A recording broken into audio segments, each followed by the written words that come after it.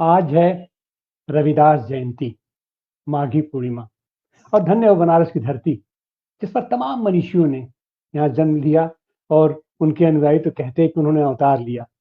और उसी में है हमारे संत कबीरदास जी, संत रविदास जी और खास करके दोनों लोग आस ही पास पैदा हुए थे। यही लहरतारा का इलाका है, उसमें दोनों लोग लगभग समानांतर हैं। और भक्त काल का, प्रेमाश्रय शाखा का ये लोग प्रमुख कवि रहे हैं, संत रहे हैं और सबसे बड़ी बात है कि ये लोग कर्म प्रधान रहे हैं। ये अपना पेशा, अपने पेशे को सम्मान के साथ इन्होंने देखा है और जिया है और अपना काम करते हुए इन्होंने समाज में जो जागृति पैदा करने की कोशिश की, वही कारण है कि आज इतने दिनों बाद भी लगभग 7-8 शताब्दी के बाद भी आज भी उन्हें उसी सम्मान के साथ देखा जाता है और उनके विचारों को, उनकी रचनाओं को, उनकी जीवन पद्धति को, उनकी जीवन दर्शन को हम आत्मसात करने की कोशिश करते रहते हैं। ऐसे में आज हम उनके ऊपर चर्चा करने के लिए क्या, उनको हम एक बार फिर आत्मसात करने के लिए उनकी खूबियों को, उनकी चीज़ों को ये उस पर चर्चा करेंगे। आज है हमारे साथ जुम्बेश्वर गुरु जमदेश्वर विज्ञान एवं तकनीकी विश्वविद्यालय हिसार के मनोविज्ञान के प्रोफेसर राकेश बहमनी जी। राकेश बहमनी जी सामाजिक विज्ञान के आदमी है, मनोविज्ञान के आदमी है। रविदास के ऊपर साहित्यिक चर्चा होती है, सामाजिक चर्चा होती है, बहुत सारी चर्चा होती है, लेकिन ये हमारा सौभाग्य है कि नैय्यर रविदास जी को बहुत करीब से जानने वाले और उनके जीवन दर्शन को जीने वाले और एक मनोवैज्ञानिक आज हमारे बीच हैं और हम उनसे चर्चा करेंगे। सर, आप रविदास जी को किस तरीके से देखते हैं? बनारस में तो हम ये जानते हैं कि हमारे यहाँ यही हमारे बगल में वो पैदा हुए, पले बढ़े और बनारस में याद करने के लिए उनके 2 मंदिर, बड़े प्रमुख मंदिर हैं। एक तो यहाँ राजघाट पर है और एक मंदिर है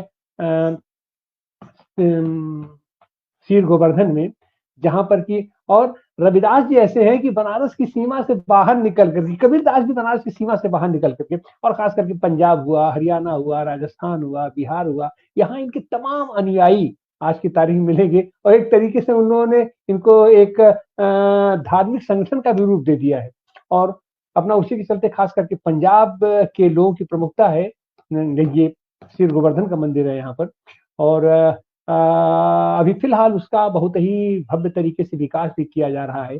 कल हमारे प्रधानमंत्री जी भी वहाँ आए थे और लंगर वंगर भी चखे। तो इन संदर्भों में रविदास जी को आप किस तरीके से याद करेंगे आज? राकेश बहमनी जी। जी, नमस्कार सर, सभी को मेरा नमस्कार। मैं एक समाज मनोविज्ञान का अध्यापक हूँ और पिछले 23 साल से मैं विश्वविद्यालय में पढ़ा रहा हूँ। मैंने अभी कुछ समय पहले ही मुझे सौभाग्य मिला श्री गुरु रविदास जी के जन्म स्थान पर जाने का। ज़्यादा नहीं, सिर्फ 15 दिन पहले ही, और मुझे काफ़ी अच्छा लगा वहाँ जाकर। काफ़ी दिमागी तौर पे शांति का अनुभव हुआ और उस पॉज़िटिव वाइब्रेशन का भी मुझे अनुभव हुआ वहाँ पे। मैंने सारा बनारस घूमा और मैं बनारस की धरती की जो इंटेलेक्चुअल जो वाइब्रेशंस हैं, मैंने उसको फ़ील किया काफ़ी अच्छे से। अब क्योंकि मैं समाज मनोविज्ञान का एक विद्यार्थी भी हूँ और अध्यापक भी हूँ, तो मैंने देखा कि रविदास जी को हर कोई अपने ढंग से एक्सप्लोर करता है। अब इसमें कोई शक वाली बात नहीं है कि भी बनारस की धरती जो है वो रविदास जी को एक संत के तौर पर देखती है और कबीर जी को भी। लेकिन ये कि मैंने देखा है कि जैसे गुरुबाणी है सिखों में, गुरुबाणी में काफ़ी सारे जो अ, श्री गुरु रविदास जी के द्वारा रचित जो हैं काव्य रचनाएँ गुरुबाणी में हैं। अब कई बार तो लोग ये भी बोलते हैं कि गुरु रविदास जी जो हैं वो काफ़ी घूमे भी हुए हैं और उन्होंने गुरु नानक देव जी से मुलाकात भी की। मतलब ऐसा लोग बोलते हैं। सभी महापुरुषों को लोग अपने ढंग से एक्सप्लोर करने की कोशिश करते हैं, उन्हें अपने ढंग से सर्च करते हैं और उनकी जो चीज़ें अच्छी लगती हैं उन्हें वो लेते हैं और उनमें कुछ मॉडिफ़िकेशंस भी करते हैं।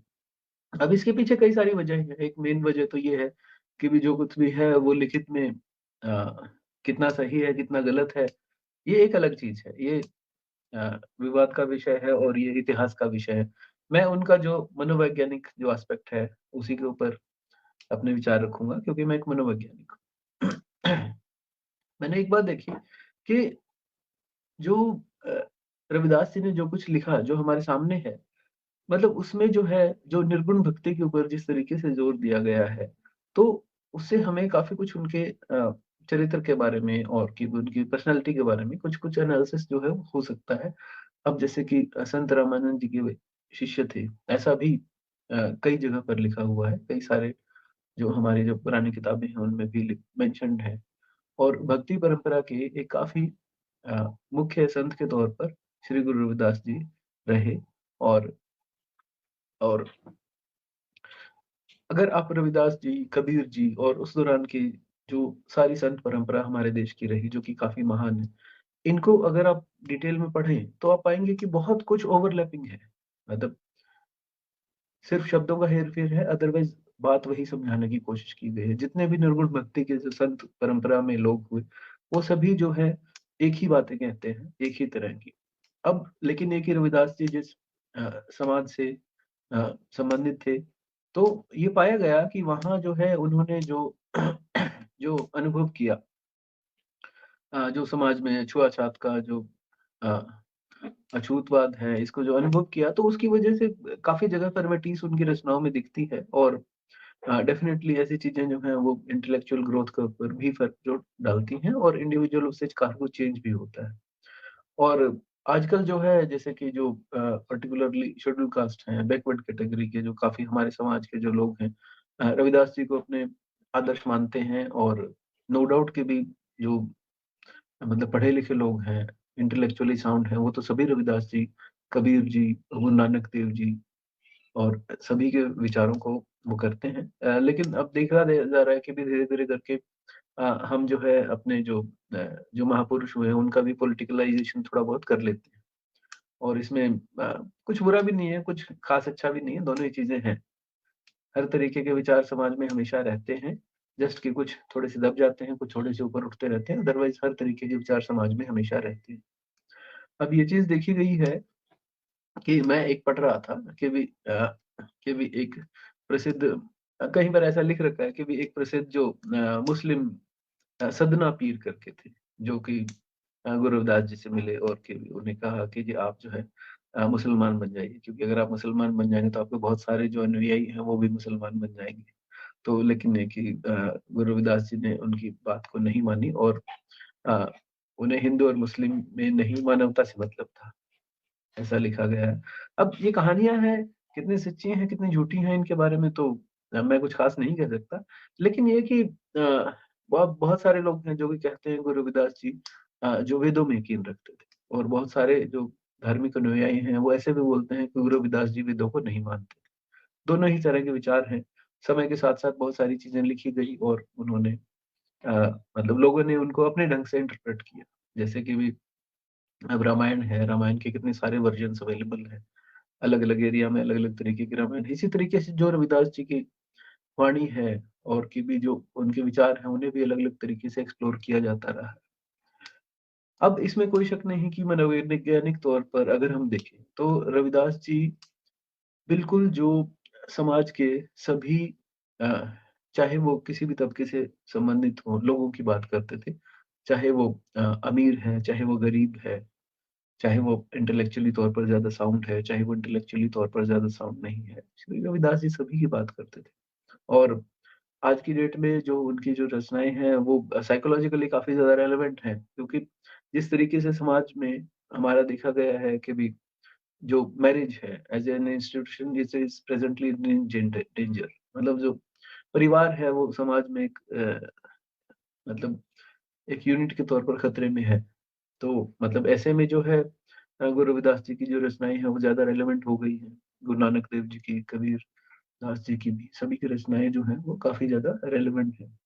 अब देखिए कि भी हिमाचल से लेकर जम्मू-कश्मीर से लेकर महाराष्ट्र और नीचे तक भी जो है, सारी जगह जो है रविदास जी की रचनाएँ जो काफ़ी आज की डेट में रेलेवेंट हैं, उन्हें नए-नए तरीके से एक्सप्लोर किया जाता है।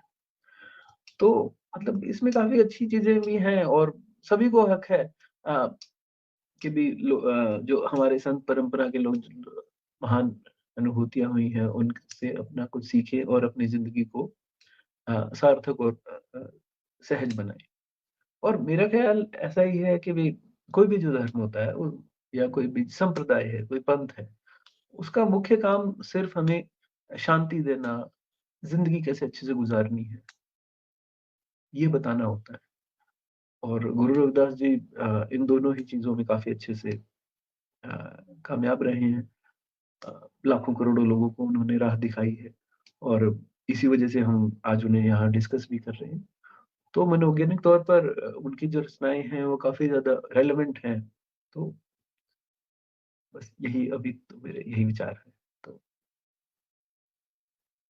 कि अब जैसे जो भी संत उस समय रहा करते थे या अपना कवि हैं, तो कवि एक तरीके से कल्पनाओं में जीता है और अपने तरह का समसामयिक परिवेश, समसामयिक परिस्थितियों में वो एक अपने तरह का एक समाज निर्माण करता है और उसको उसकी बात करता है, उसकी परिकल्पना करता है और उसके प्रति कल्पनाएँ करता है।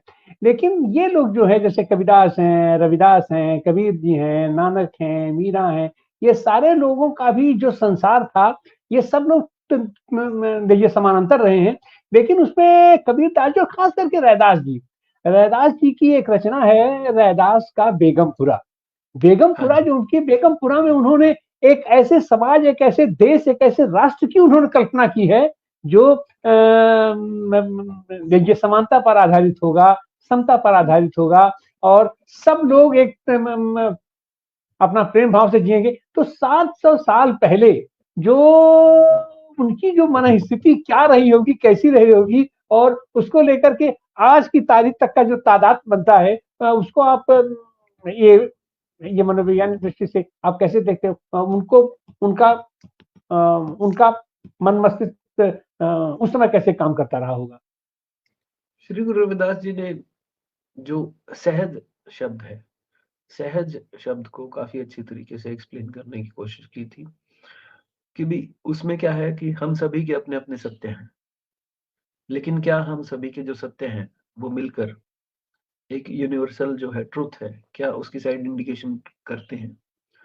और क्या जो हमारे सत्य हैं सभी के, अब मेरे लिए कुछ चीज़ें सहज हैं, मेरे लिए वो सत्य हैं। कुछ चीज़ें किसी और के लिए सहज हो सकती हैं, वो सत्य हो सकती हैं और इनमें टकराव भी हो सकता है। तो लेकिन क्या हम समाज में कुछ ऐसा कर सकते हैं, जिससे कि भी सभी जो लोग हैं, जो आपस में रह रहे हैं, वो हार्मनी से रह रहे हैं, हार्मनी से रह सकें?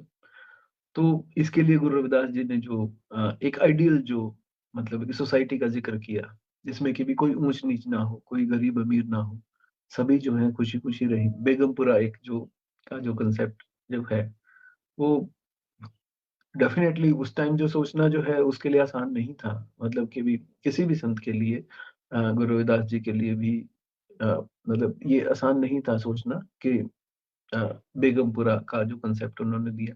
क्योंकि समाज जो है वो इतने तरीकों से बँटा हुआ था। अ, जातिवाद भी है, अलग-अलग धर्म भी है। अब उस टाइम जैसे कि मुस्लिम रिलिजन जो है वो काफ़ी डोमिनेटिंग था वहाँ पे, वाराणसी की साइड भी।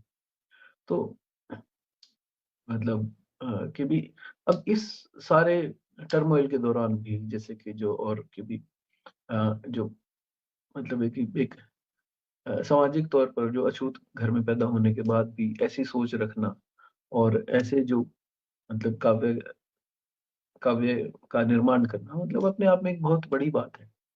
और इसी यही वजह है कि आज तक भी वह काव्य है जो अमर हो गया है और हमेशा रहेगा भी आगे। तो अब जो गुरु रविदास जी की जो निर्गुण भक्ति है, उसमें से जैसे कि जो बहुत सारे वर्सेस हैं, जो कि गुरु ग्रंथ साहब में हैं। अगर आप उन्हें पढ़ेंगे तो मतलब है कि उनसे काफ़ी ज़्यादा मतलब इस चीज़ की वो इंडिकेशन आती हैं कि भी वो समाज किस तरीके का आइडियल देखते थे। और जो जब वो बेगमपुरा का जो कांसेप्ट उन्होंने दिया, तो उसमें वो सारी की सारी चीज़ें जो हैं वो समराइज़ कर दी गई। अब इसमें जो निर्गुण भक्ति है, तो अब इसमें कोई शक वाली बात नहीं है कि जब हम धर्म की बात करते हैं, तो सगुण भक्ति करना एक थोड़ा-सा आसान है। मतलब मैं भी जैसे कि किसी नाम के ऊपर कंसंट्रेट करना। सपोज कि हम मेडिटेशन कर रहे हैं, किसी नाम है, कोई मूर्ति है, तो उससे जो है अ, एक आसान तरीका है। लेकिन देखा गया है कि भी धीरे-धीरे करके जो निर्गुण भक्तिवाद है, उसकी साइड भी बहुत सारे लोग मूव कर जाते हैं। जिसमें कि भी जो कोई भी पिक्चर है, कोई मूर्ति है या कोई नाम है, उसको भुलाकर अ, भगवान की जो आराधना करने की कोशिश की जाती है। तो अब यहाँ बात वही है कि भई अ, असली रविदास जी कैसे थे? ये क्या है कि इतने सालों में काफ़ी कुछ बदल गया है। उनके जी। विचारों को अलग-अलग तरीके से इंटरप्रेट किया गया है। तो और आज की डेट में जैसे कि मैं मनोवैज्ञानिक तौर पर देखूँ तो हर कोई रविदास जी को अपने ढंग से देखता है। जैसा बेसिकली क्या है कि भई शीशे की तरह देखते हैं कि भई हर एक को अपनी शक्ल दिखाई देती है। जैसे हम हैं वैसे ही हम कोई भी किताब पढ़ें तो उसमें से जो चीज़ें मुझे अच्छी लगती हैं मैं उन्हें ऑप्ट कर लेता हूँ, जो चीज़ अच्छी नहीं लगती मैं वो नहीं लेता। तो रविदास जी को भी दुनिया एक्सप्लोर कर रही है अपने-अपने ढंग से और मतलब जी दुनिया जो सर, है। अ, हम सब देखते हैं कि कबीर दास जी और रैदास जी दोनों हमारे यही यही यही यही बगल में लहरतारा है, लहरतारा तालाब है अपना, वहीं पर हाँ जी। कबीर दास जी प्राप्त हुए थे। उनको पैदा होना तो नहीं कहेंगे, पैदा तो हुँ, अपना कहीं रहे होंगे, वहीं पर सर वो अपना उसे तालाब के किनारे मिले थे एक बच्चे के रूप में। और वहीं बगल में एक मोहल्ला है अपना, के रैदास जी भी वहाँ पैदा हुए थे। और दोनों लोगों की धारा हम देखेंगे, वैचारिकी देखेंगे, देखिए। और इन दोनों लोगों ने वो उसमें था कि अपना शिष्य परंपरा का कहो, और दोनों लोगों ने ही रामानंद जी को अपना गुरु चुनने की कोशिश की, या अपना चुना हुँ, अपना रामानंद जी। अब उसमें क्या था हुँ, कि कबीर दास जी तो एक जुलाहा परिवार में थे जुलाहा हुँ, परिवार में थे। और रैदास जी एक चमार परिवार में थे, हुँ, शेड्यूल कास्ट के थे। लेकिन इन दोनों लोगों ने रामानंद जी को गुरु बनाया, और उनके वो उस शिष्य परंपरा में अपना देश विदेश के तमाम सारे लोग हुए। लेकिन इन दोनों लोगों की रचनाओं को अगर हम देखेंगे, तो इन दोनों लोगों ने अपना अपना कर्म जो है उसको प्रधान रखा। अब जैसे कबीरदास जी थे, अपना कबीरदास जी कपड़ा बुनने का काम उन्होंने अपना नहीं छोड़ा, और उनकी हुँ, सारी रचनाएं आप देखेंगे तो सब कुछ उनका प्रतीक रूप में वही है। ताना है, बाना है, करघा है, कपड़ा है, और उसी के इर्द गिर्द, और उसको बेस करके वो एक उच्च कोटि का दर्शन देते हैं वो, और खास करके जीवन दर्शन देते हैं वो, जीवन मूल्य देते हैं वो। और वही स्थिति अपने रविदास जी की भी है कि अपना रविदास जी चर्म कर्म करते हैं, ये चमड़े का काम करते रहते हैं, और उसको सम्मान के साथ अपने अपने कर्म को, अपने काम को सम्मान के साथ देखना, ये इसके पीछे का मनोविज्ञान आप उसको कैसे देखते हैं? इसमें कोई शक वाली बात नहीं है सर कि जैसे कि भी इट मे बी पॉसिबल कि भी उस समय जैसे कि जो रविदास जी हैं वो एक चमार परिवार में पैदा हुए और कि भी और उन्होंने वही काम पूरी उम्र किया तो इट मे पॉसिबल। और ऐसे ही कबीर दास जी जो हैं जुलाहा परिवार में पैदा हुए और उन्होंने भी पूरी उम्र वही कपड़ा बुनने का काम किया। तो शायद उनके पास सुविधा नहीं थी अपना काम चेंज करने की। समाज किस तरीके का था ये हम आज एक्यूरेटली नहीं बता सकते उस चीज़ को। अ, तो लेकिन ये कि जिस ढंग से उन्होंने रचनाएँ की जैसे कि रविदास जी ने सीधे-सीधे लिखा है, रैदास जन्म के कारण होत न कोई नीच, नर को नीच कर डारी है ओछे कर्म की नीच। यानी कोई भी व्यक्ति जो है वो जन्म से ऊँचा या नीचा नहीं होता है, जो हमारे कर्म हैं वही हमें ऊँचा या नीचा बनाते हैं। और इसके अलावा जो मैंने जो देखा कि रविदास जी ने बिल्कुल आम लोगों से जुड़ने के लिए जो भाषा का प्रयोग किया वो बेसिकली ब्रज भाषा ही थी। और इसके अलावा जैसे कि अवधी है, राजस्थानी है, खड़ी बोली है, उर्दू फारसी शब्दों का भी उसमें काफ़ी कुछ मिश्रण मिलता है। रविदास जी ने लगभग 40 के लगभग जो उनके जो पद हैं वो मतलब गुरु ग्रंथ साहिब में है। तो मतलब उन्होंने जो नॉर्मल जो भाषा अपनी इस्तेमाल की जो कि आम पब्लिक तक पहुँच सके, आम जन तक पहुँच सके, तो उसका बहुत बखूबी इस्तेमाल किया और कि भी अपना एक स्थान जो है वाराणसी जैसी जगह पर बनाना। मतलब मैं अभी वाराणसी ज़िंदगी में पहली बार गया, तो मतलब मैंने एक गली देखी छोटी-सी, मुझे लगा कि उस गली में शायद कार भी ना जा सके। और उस गली में कितने सारे लोग हैं जिन्हें पद्म विभूषण जैसे बड़े इनाम जो है हमारे देश के कुछ सबसे बड़े इनामों में से हैं, वो मिले हुए हैं। तो मुझे लगा कि बनारस की कभी धरती को ही चौरा। कोई वरदान मुझे लगा कि बनारस की धरती को ही कोई वरदान है कि वहाँ ऐसे दिमागी तौर पर इंटेलेक्चुअली साउंड जो लोग हैं वो पैदा होते हैं और पूरे देश को राह दिखाते हैं। मतलब मैं खुद हैरान रह गया इस चीज़ को देख, मैं यहाँ 2 मिनट के लिए इस चीज़ पर बोलना चाहूँगा कि जी उसी जी। धरती पर बुद्ध ने अपना पहला उपदेश दिया, उसी धरती पर जी रविदास हुए, उसी धरती पर कबीरदास हुए, वहीं से वहीं हमारे प्रधानमंत्री अ, लाल बहादुर शास्त्री जी हुए, ठीक है? वहीं चंद्रशेखर आज़ाद जी पढ़े और वहीं जो है मतलब बिस्मिल्लाह खां हुए और मतलब है कि मतलब ये गिनती जो है संभव इसको इनको गिनना संभव ही नहीं है। मतलब किशन इतना महाराज, सितारा देवी, गिरिजा देवी, हाँ, लक्ष्मी महाराज, छन्नू महाराज, ये सब की सब विभूतियां हैं, भारत रत्न है, अपना हाँ, पद्म भूषण है, पद्म विभूषण है, और इनको देश ने भी सम्मानित किया। अच्छा सर एक चीज हम देखते हैं कि उसके बाद अब जैसे रविदास जी हैं, रविदास जी किसी समुदाय विशेष या किसी जाति विशेष के वो बहुत आदर्श नहीं, वो सर्व समाज पर को अपना लेकर के चलते थे। और खास करके उनके जो ये फॉलोअर हैं, उसमें पंजाब के फॉलोअर मैं कहूँगा ज्यादातर है, उन लोगों ने बनारस में आकर के एक उनका मंदिर बनवाया या ऐसा स्थान बनवाया अपना अपना जिस पर आकर के अपनी जो जो चर्चा होती श्री गोवर्धन का। बहुत दिनों तक वो इलाका बहुत ही उपेक्षित रहा, वो एकदम से बनारस शहर से बाहर कट करके ग्रामीण इलाके में जंगल झाड़ वहां हुआ करता था। लेकिन आज वहां पर जिस तरीके से इस बीज विकसित हुआ है वो और उसमें हमको लगता है कि आजकल को तो सारी की सारी तो वोट की राजनीति हो जाती है, जहां से वोट कैश करने का मामला बनता है, अपना उस पर सब लोग हैं।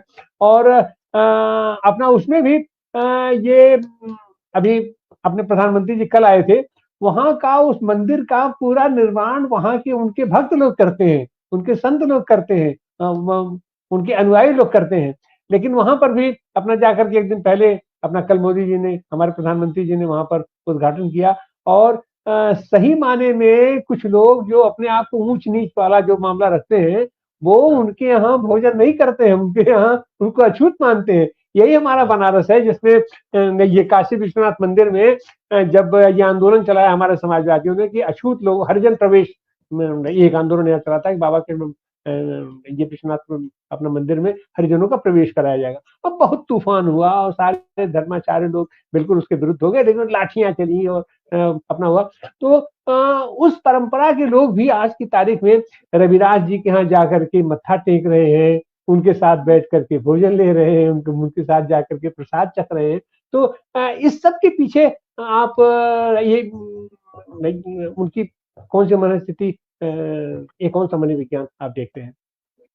रविदास जी ने जो किया, ऐसे ही कबीर जी ने जो किया, जो लिखा, उससे जो इंटेलेक्चुअल ग्रोथ हुई पूरे देश की, सिर्फ उसी समाज की नहीं जिससे वे बिलॉन्ग करते थे, पूरे के पूरे देश की जो इंटेलेक्चुअल ग्रोथ हुई वो जो बाढ़ सी आई ज्ञान की, वो आज भी जारी है। और इसी वजह से अब अगर हम गौर से देखें तो छुआछात समाज में उस तौर पर नहीं है, जैसा पहले होता था। और अब अगर कोई ये सोचता है कि वो वापस उसी फॉर्म में जा सकता है, तो वो उसकी भूल है। अब तो क्या है कि चीज़ें नॉर्मलाइज़ेशन की साइड मूव कर रही हैं। जिस तरीके से देश में इंटरकास्ट मैरिजेज़ जा बढ़ रही हैं, समाज में जो पढ़े-लिखे लोग हैं, उनका तबका बढ़ रहा है, चाहे वो अछूत हैं, चाहे वो नॉर्मल हैं। अब समाज जो है वो बहुत तेज़ी से बदल रहा है और रविदास जी अ, ने इन सब की शुरुआत की थी। रविदास जी हैं, कबीर जी हैं, इन्होंने अ, इस सारे जो मूवमेंट की, इस सारे विचारधारा की शुरुआत की और जिसका कि फल मेरे जैसे लोग, मैं खुद भी जो है चमार जाति से संबंधित हूँ और मैं जो है एक यूनिवर्सिटी में प्रोफ़ेसर लगा हुआ हूँ। तो ये रविदास जी के ज्ञान की वज़ह से ही है कि जो ज्ञान की आंधी उन्होंने शुरू की, तो उसकी वज़ह से जो देश है वो काफ़ी बदल गया और कि भी सभी लोग जो हैं, जो उन्होंने कंसेप्ट सोचा था बेगमपुरा का, वो अब देश जो है डेफ़िनेटली उसकी साइड बढ़ रहा है।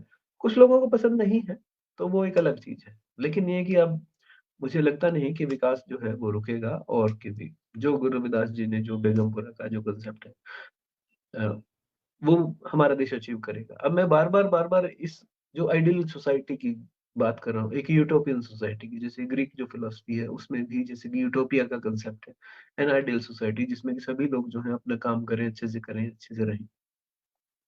तो हम जो है कुछ-कुछ उसकी तरफ जो है मूव कर रहे हैं।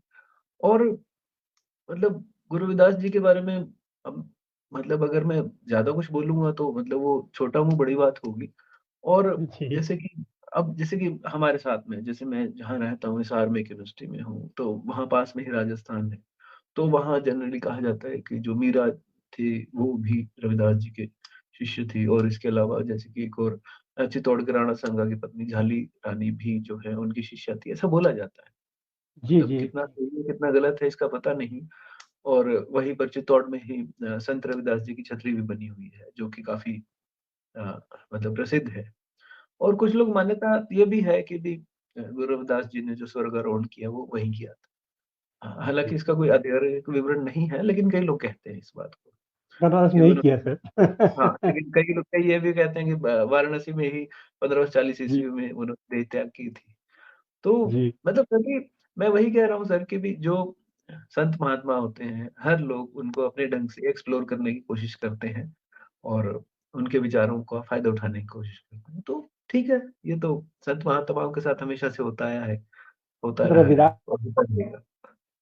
जी, ये जो तो थी सामाजिक संरचना उस समय उसमें था। और उस समय तो जाति प्रथा हमारे यहाँ छुआछूत जाति प्रथा ये बहुत चरम पर था। और और आज की तारीख में उससे अलग हट करके एक दूसरा ये जो संप्रदायवाद जो हुआ है कि हिंदू है, मुसलमान है, बौद्ध है, जैनी है, इसमें ईसाई है। तो ये यह विभेद के पीछे आप कौन सा मनोविज्ञान देखते हैं, और ये इसका निराकरण कैसे हो सकता है? देखिए सर, मेरा पर्सनली मानना है कि राजनीति जो है, राजनीति ज़रूरी है समाज के लिए। अगर हम घर से देखें तो हम घर में भी राजनीति करते हैं। जी, हम घर में भी राजनीति करते हैं, इसमें कोई शक वाली बात नहीं है। समाज में भी होती है। छोटे लेवल पर भी होती है, गाँव में भी होती है, जिले में भी होती है, राज्य में भी होती है, देश में भी होती है। तो अब राजनीतिक फ़ायदा उठाने की हर कोई कोशिश करता है, तो वही है बस। और इसमें कई बार क्या होता है, कई बार धर्म का इस्तेमाल किया जाता है। अब ये मेरे पर्सनल विचार हैं कि क्या राजनीति की मदद से, सत्ता की मदद से जो फैला, क्या वो धर्म फैल रहा है या कुछ और है? क्या धर्म का वही रूप जो कि हमें शांति दे, हमारी ज़िंदगी को आसान बनाए, क्या वही फैल रहा है या कुछ और फैल रहा है? मतलब फैल तो रहा है, इसमें कोई शक नहीं है, लेकिन वो क्या फैल रहा है? क्या वो वही धर्म जी, है जिस काम के लिए धर्म बना है या जो हम जिसे धर्म मानते हैं? तो ये चीज़ें पूरी दुनिया में हमेशा रही हैं। और जैसे कि समय के साथ देखिए आप, लाखों संप्रदाय आए, लाखों गए, तो बस उनका काम तो वही था कि हमारी ज़िंदगी को आसान बनाना। और सांप्रदायिकरण जो है, अब जो जातिवाद है, जैसे कि जातिवाद हर कोई नहीं चाहता। अब मेरे एक दोस्त हैं काफ़ी अच्छे, प्रोफ़ेसर विनोद बिश्नोई, वो कहते हैं कि हर जाति के अंदर भी जो है अ, अपर क्लास भी है और शेड्यूल कास्ट भी है। हर जाति के अंदर, जी, मतलब किसी जाति के अंदर, हर जाति में किसी के पास पैसे हैं, तो अपर क्लास है, कोई जी, गरीब है तो शेड्यूल कास्ट। वहाँ भी जी, राजनीति। अब जो नीची जाति से संबंधित लोग हैं, उनमें से भी बहुत सारे जो कि उसका फ़ायदा लेते हैं। तो वो चाहते हैं कि द जाति का सिस्टम मेंटेन रहे।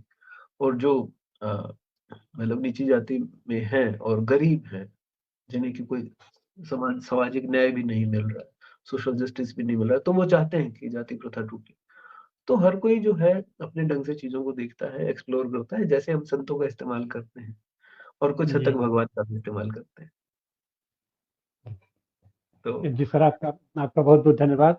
आज हम लोगों ने रविदास जी को याद किया, और ख़ास करके इन संदर्भों में जो उनका एक है कि उन्होंने बेगमपुरा की परिकल्पना की थी, वह हाँ आज की जी, तारीख में भी बहुत ज़रूरी है। अपना लिखते हैं, ऐसा राज चाहूँ मैं जहाँ मिले सबन को अन्न, हाँ ऐसा जी, राज चाहूँ मैं जहाँ मिले सबन को अन्न, छोट बड़ो सब सम बसे, रैदास रहे प्रसन्न।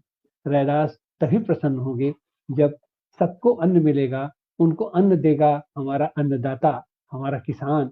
लेकिन इतने संघर्षों के बाद हमारे किसान की क्या स्थिति है, किसानों पर गोलियाँ बरसाई जा रही हैं, उनकी माँग माँगने के लिए, जबकि उनकी कोई माँग नहीं है। जो आपने कहा था, जो आपने वादा किया था, वही वो कह रहे हैं कि हमको वही दे दो, हमको हमारे उपज की हमको कीमत दे दो, हमको अन्न दे दो, लेकिन उसके एवज़ में उनके ऊपर क्या किया जा रहा है? तो अब तक तो लाठियाँ बरसाई जा रही थी, अब उनके ऊपर गोले दागे जा रहे हैं? और उनके तमाम बाड़ लगा दिए गए हैं, रोक दिए गए हैं, उनको चलने से रोक दिया जाता है। तो ऐसी हालत में रविदास जी का मनोविज्ञान, अगर रविदास जी आज होते तो शायद कुछ और लिखते। बेगमपुरा की जो परिकल्पना कर रहे थे, उस बेगमपुरा को साकार रूप देने के लिए शायद वो भी आज हमारे वो पंजाब के बॉर्डर पर आज वो भी उपस्थित होते, खनौरी बॉर्डर पर। और उनके साथ क्या स्थिति होती है, अब उसका तो हम लोग मनोवैज्ञानिक हैं, हम लोग सोच सकते हैं अपनी मनोस्थिति कि उस समय उनकी मनोस्थिति क्या होती, सरकार की मनोस्थिति क्या होती, हम सारे लोगों की मनोस्थिति क्या होती। लेकिन फिर भी आज हम याद करते हैं अपने रविदास जी को, उनके उस जीवन दर्शन को, उनके उस जीवन मूल्य को, और उनके उस राज व्यवस्था से संबंधित खास करके जो उन्होंने बेगमपुरा की अपना परिकल्पना की थी, उसको हम कैसे साकार तरीके से इस धरती पर उतार सकते हैं। उनको इन्हीं स्मृतियों के साथ उनको आत्मसात करते हुए आज हम उनके प्रति विनम्र उनको प्रणाम करते हैं, सादर नमन करते हैं। ऐसे में आज हमारे साथ थे हम आभारी हैं प्रोफेसर राकेश ब्रह्मणी के गुरु जम्बेश्वर विश्वविद्यालय, विज्ञान एवं तकनीकी विश्वविद्यालय हिसार से आपने सर हमें समय दिया। बहुत-बहुत धन्यवाद, बहुत-बहुत आभार। हम ऐसे ही